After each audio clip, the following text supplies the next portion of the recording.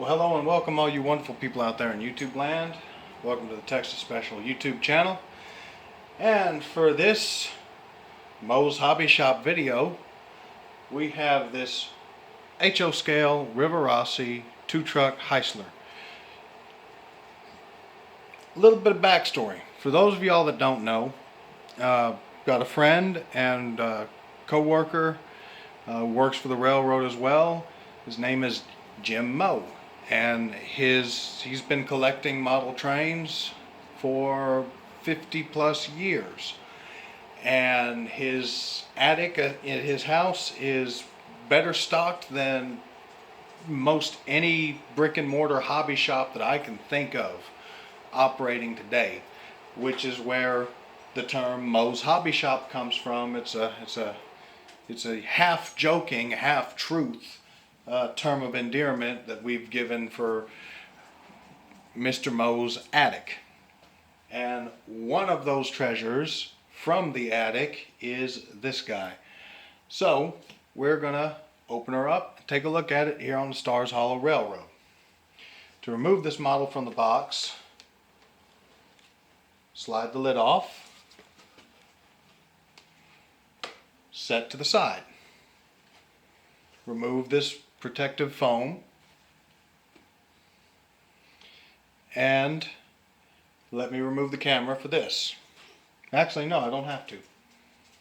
You can see it's upside down. There is the locomotive sitting in its protective plastic cradle inside of a protective plastic sheath, well ensconced in this foam cradle here, and you have some extra detail parts and whatnot there. So you pop this guy out like such, and then below that is all of your instruction manuals and exploded parts diagram and the requisite propaganda packet. Remove the engine master cradle from the sleeve. Set that aside. Let the dog in so he'll quit being underfoot. Go on. Pop this locking tab up. Lift the top portion of the cradle up and away, and lift the locomotive out of the cradle. Now, as I said before, this is a DCC ready locomotive. Now, Jim did buy this used fairly recently from a fellow member of the Texas Model Railroad Club, and he requested that I not say exactly how much for. So we've got the engine on the track. The previous owner did throw a non-sound DCC decoder in this thing.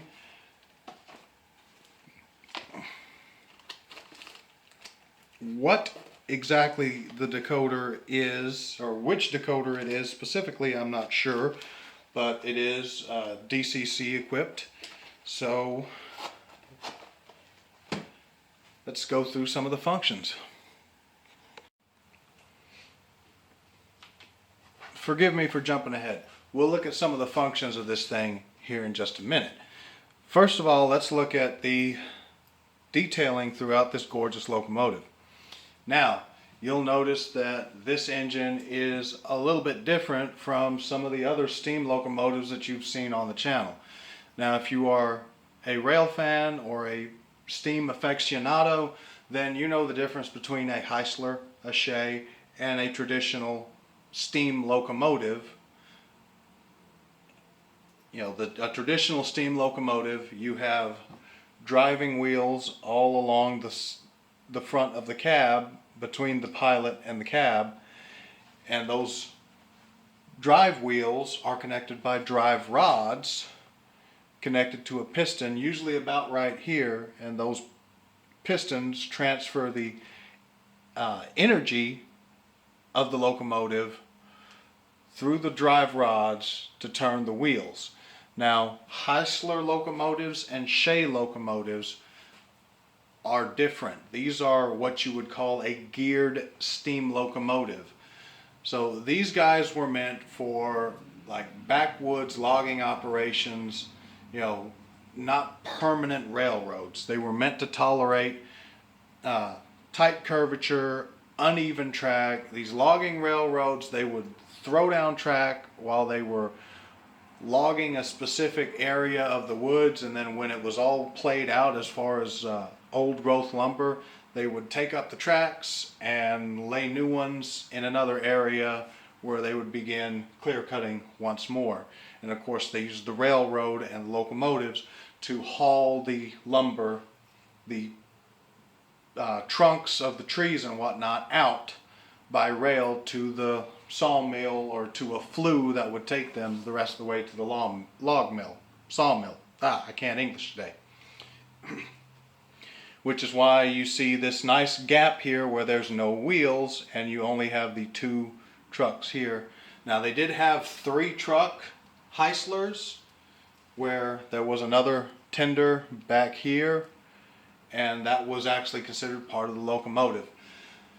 This is a 2 truck Heisler, and there is a difference between a Heisler and a Shay. A Heisler had the engine mounted right here, whereas a Shay had the engine mounted along the engineer's side of the locomotive, with all the drive apparatus running along the side of the locomotive like a long, drive train similar to your vehicle.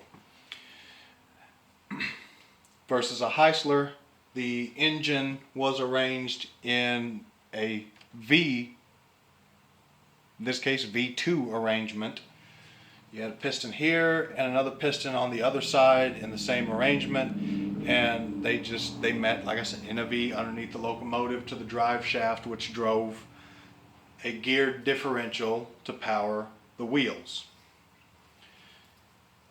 This engine has some very nice detailing. You've got separately applied freestanding grab irons and hand railings all along from the cab down to the smoke box door here, and the same on the engineer's side. We're looking at the fireman's side. You've got a nice separately applied bell, whistle, safety valve, pop-off valve detailing. You have this hatch here which is prone to popping off, so I'm trying to avoid handling the locomotive any more than necessary. This nice balloon type smokestack. Your main reservoir. Some nice rivet detailing, a little minimalistic along the front of the frame here, and you have some more rivet detailing along the cab. Very nice and clean separation between the white trim as well as the Georgia Pacific Corporation lettering and the number 12.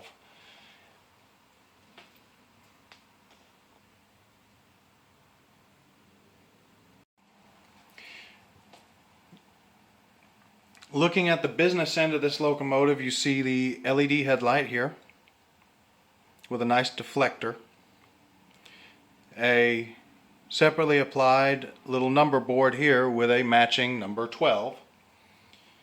You have a nice little separately applied coupler cut lever here, obviously non-operational. There's some very nice wood detailing, wood grain detailing here along the pilot and on the footboard here. And this pilot is all one piece except for this separately applied cut lever. And you have the operating magnetic knuckle couplers. You have some very nice rivet detailing here along the edge of the smoke box door, and of course the requisite hinges there. Along the rear of the locomotive you see more of the same. You've got another LED headlight mounted here above the cab. You have some really nice window glazing and red trim detailing along the window frames here. You've got a little coal bunker with a cast-in plastic coal load. This is your water tank hatch. All of this right here around the coal bunker is meant to be the water tank. You have some freestanding separately applied grab irons here and here, all along the top of the tender portion, I guess you could call it, of the locomotive, the water tank portion. You have these separately applied grab irons here and here, a matching number 12, as well as this little toolbox or whatever this is. Not 100% sure, and I'm trying not to misnomer it. Separately applied, moving, of course, non-operational coupler cut lever, grab irons, again nice wood grain detailing along the pilot and the footboard, and an operating magnetic knuckle coupler, as well as a little train line, a little air line right there.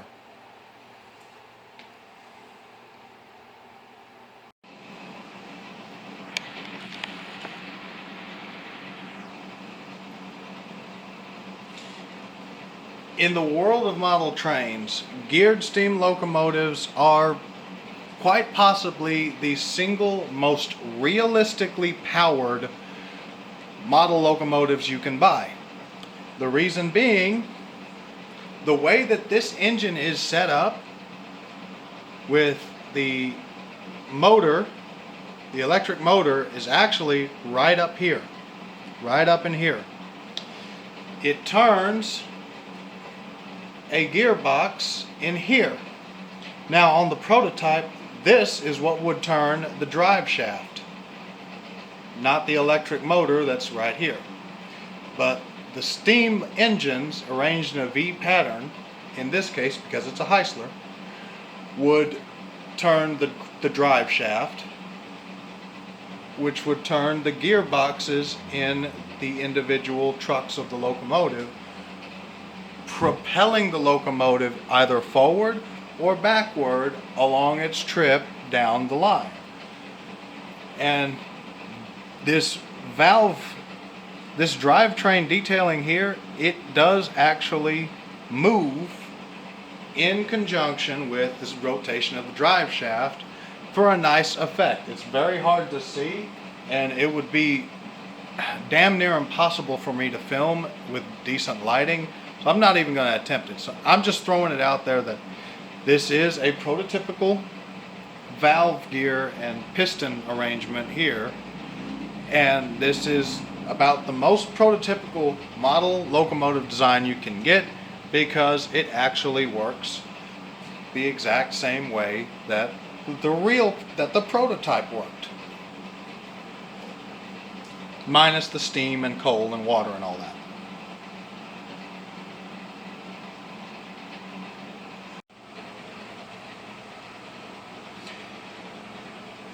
This engine is equipped with a non-sound decoder, so unfortunately I don't have any cool sound features to show off here, but we'll get the number for this engine punched in on the Zephyr. Got the headlight. As you can see, that's a very bright headlight, and the headlight is directional. Right now the locomotive is set for forward. If I set it to brake or to rear, you can see. Maybe you can't. Let me move the camera, and you will.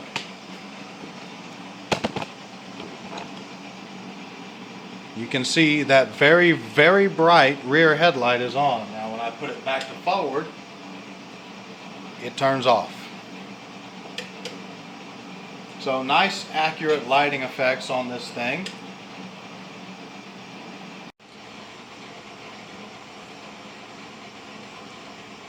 Opening the throttle on the Zephyr very slowly to see at what point it starts moving, and there it is. The Zephyr is marked with, I guess you could say, 6 positions roughly, and I'm at about 0.5. I'm in between stop and the number 1. I'm not sure how many scale miles an hour this thing is cranking along at, but as you can see, it's rolling nice and smoothly, and you can actually kind of sort of see some of that valve gear detailing that I was talking about. Let me see if I can zoom in on it.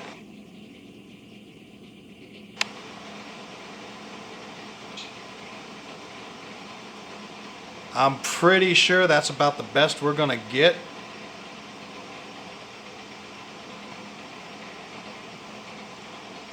And if I throw it in reverse, you can see that she does just as well. Nice slow speed operation in reverse. Now these were branch line and logging type locomotives. They were not meant to pull the 20th Century Limited. All right, these aren't, you know, mile a minute type locomotives. Full speed for this sucker is going to be crawling along for a high drivered Northern.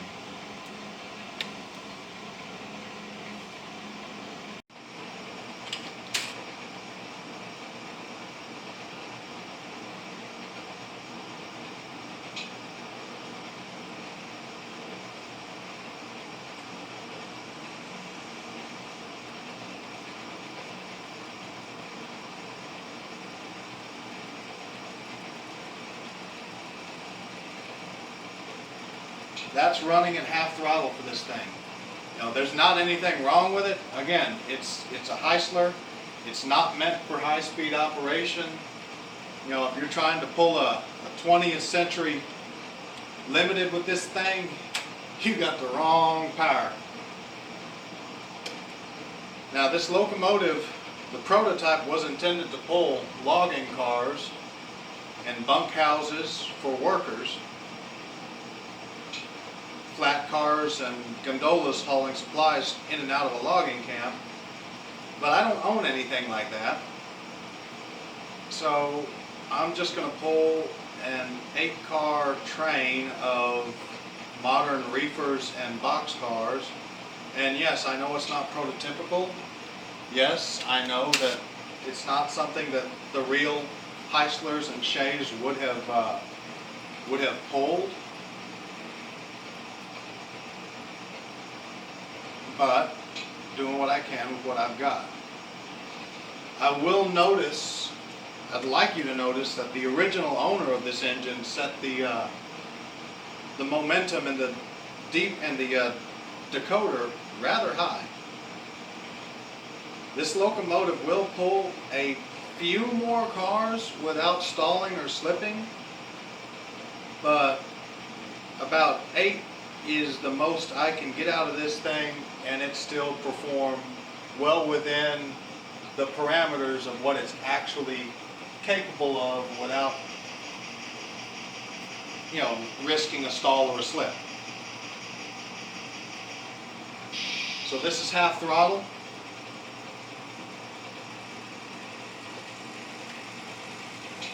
That's about 3/4 right there.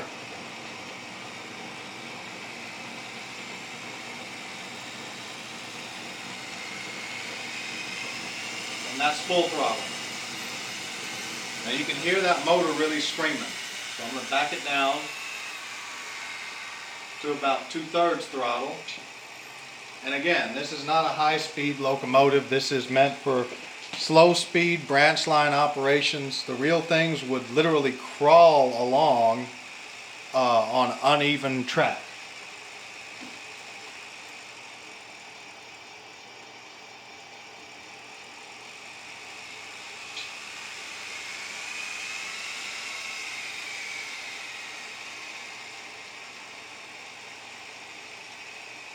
A little bit of a hang up there.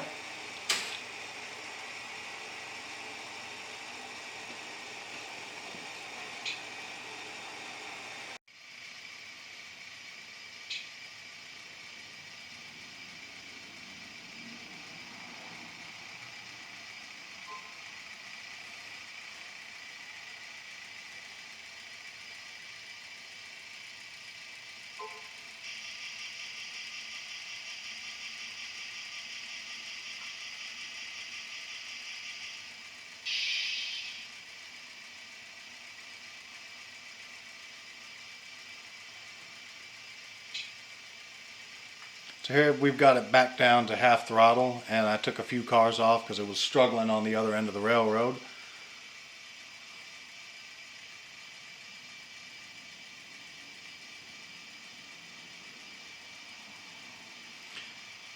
If you're into old school logging operations and whatnot, standard gauge logging operations in HO scale, or you've got a logging branch line on your layout, then this is a heck of a good locomotive for you.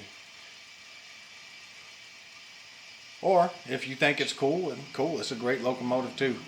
It's not really my jam, but I'm glad that Mr. Mo was willing to let me borrow this to do a fun little review on it for y'all, and I hope y'all enjoyed it. I know there's not as much run footage as normal, but you can see the way this guy's crawling around the track. I really don't think a whole lot of y'all would have the patience for a full run video. Thank y'all for watching. Texas Special out.